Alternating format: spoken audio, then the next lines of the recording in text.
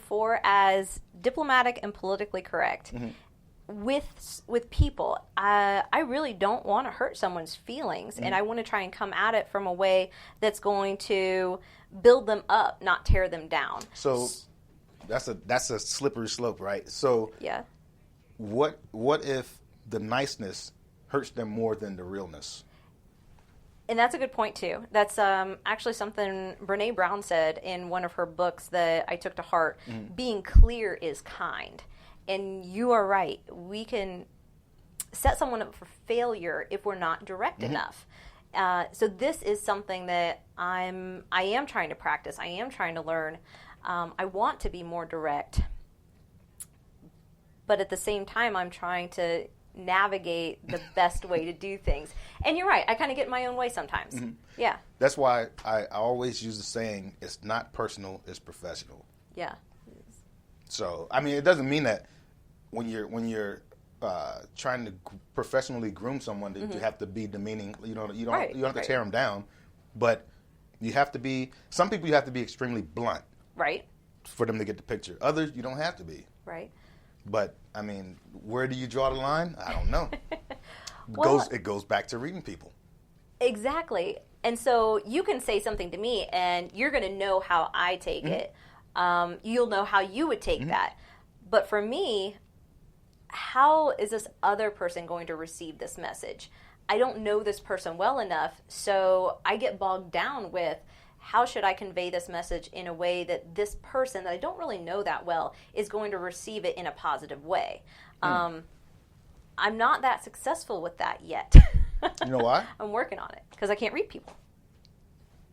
That's a good point. Do you consider yourself an overthinker?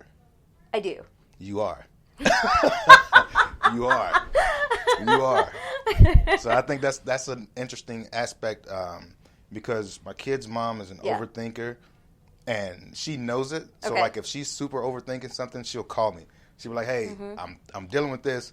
What should I do?" I'm like, and I'll give her an answer, and she's like, "Well, that's obviously what I should do. Why was I overthinking that? I don't know why you do that. Just trying to help you out." Right. So. Well, so here's my overthinking on that. So overthinking is a spectrum. So how, I don't know how other people think. I genuinely don't know how other people think. I only know the way my mind works and how I process. So how can I quantify how much I think or give a quality to my thinking process compared to others when I don't know how other people think? So on the spectrum, I don't know where I'm at with that overthinking. I think when it comes to any scenario, you have to think about two important things: the severity of it and the priority of it. Okay. How severe is this going to impact what you're dealing with, the situation that you're dealing with, and like that's the way that I would look at it. Sure. But if you're doing severity and priority, you can't have 20 things that are on that laundry list, because if you do, it's going to, for one, hinder the process, and for two, it's going to just bog your mind down, like you said. So instead of doing that, say, hey, I need to just strategize with just short, concise thought on this. Unless it's something that it takes like a lot of planning. Like if you're building a house, you don't want to just be like, oh, well, I'll just freaking pick anything random. You don't want to do that. You want to take your time to plan that out, to figure out what you want to do. But if it's something as simple as like making a schedule for your employees, it shouldn't take a lot of thought. It shouldn't take a lot of overthinking.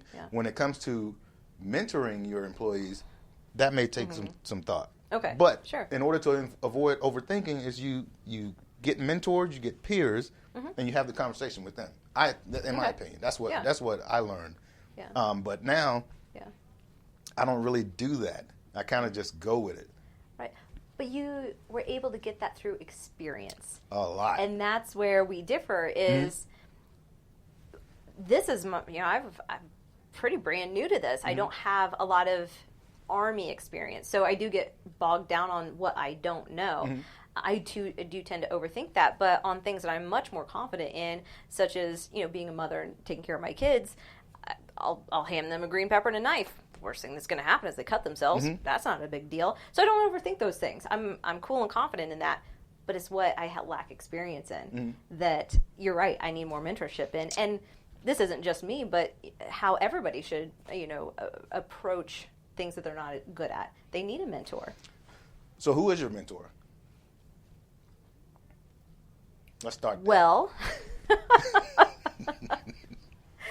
I think I get a little bit of help from different people. We have our leadership here, but my husband is active duty Marine Corps. Though we're in different branches, his almost 19 years of experience certainly does help. And if nothing else, he gives me a different perspective. So I would say, that's where I go to for help.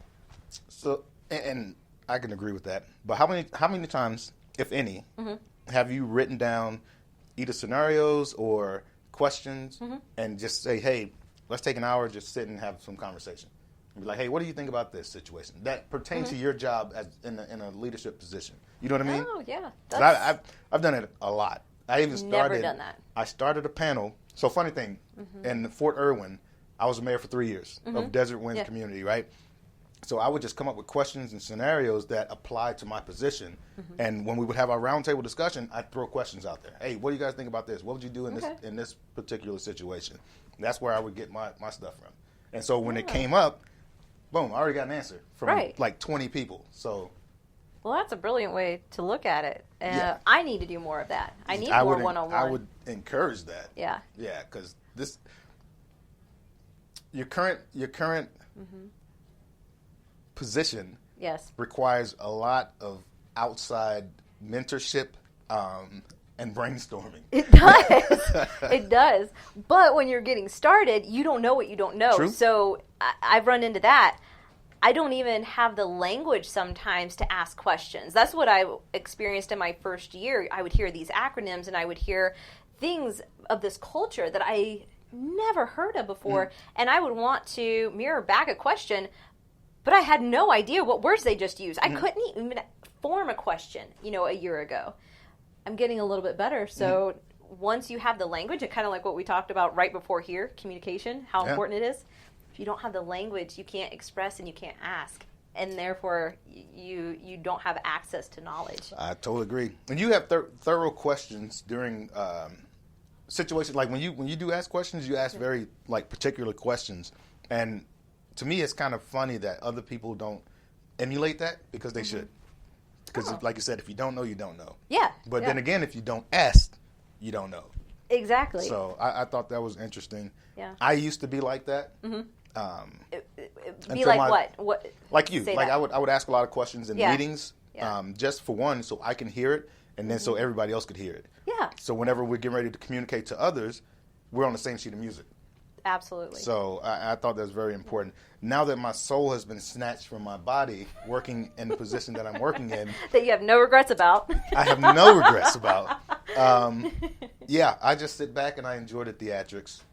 Okay, all right. And I don't. You just pop those pills for the blood pressure. Just enjoy the show. But I've learned to not over volunteer myself, if that makes any sense. That's something I've had to learn myself. Yeah. Actually, just maybe a couple months ago, I didn't know I could say no to these things. Yep. That's a lesson in itself. I didn't even think to ask it. It's very refreshing. Yeah. Because one of my people, they were being requested or tasked to do something, and I said, no, you don't have to do that. And they're like, oh, I can say that? Yes. You can tell them you have too much on your plate. Prioritize. That is a well-kept Army secret. That's not what they teach you when you go through. Not. No, they do not. They teach you one word: yes. Yes, and voluntold. Yeah. And so there was another thing that I teach my soldiers is do what your rank can handle, because, and I tell them, I'm like, if you feel that I'm giving you too much, it's easy to have a one-on-one conversation. Like, hey, look, I got a lot on my plate right now, especially like now during the COVID thing. They didn't know that they could request time to recuperate. It's like, because I pull them in and I brief them. I'm like, if you guys feel like you're getting burned out, you're not seeing your family enough, or whatever the reason is, come talk to me. We can have one-on-one conversation. And because taking care of yourself is very important. That's what I learned in this 20-some-odd years, is that And I used to leaving work at 10 o'clock at night. And my sergeant major and my first sergeant, they were like, dude, you're killing yourself. I'm like, what do you mean? I got to get this done. He said, if you send me an email tonight at 10 o'clock, you think I'm going to reply? I said, no. He said, when you leave there, now you don't have enough time for family stuff. You don't have time for personal stuff. And then you're right back in the gauntlet. I was like, okay. And he said, you know what happens? If you were to drop dead right now, you're going to get replaced. They're not even going to think about you. Absolutely. And I was like, you know what? You're absolutely correct. Yep. So I started I'd look at my clock. 4 o'clock, I'm out. Yeah. So that's the way I started treating it. Now, I'm not saying that I was, what do they call it, shirking my duties. Okay, right. Yeah, right. I wasn't doing that, but I was taking more time for myself so I could be more, not proficient, but be more effective during the duty day instead of putting 6 extra hours onto that, saying that I was going to get things done. Man, yeah. Right. So people, if you're listening, don't kill yourself by overworking. That is a thing. Absolutely agree. And we have a culture that kind of praises overworking. And not just in the Army, but I mean, I feel like the United States in general. Maybe we're in a transition. I'm starting to see a bit of a movement saying take care of yourself, balance, health, work, family, and, personal life balance. What are the 2 top killers in America? Do you know what they are? Cardiovascular disease and cancer. No.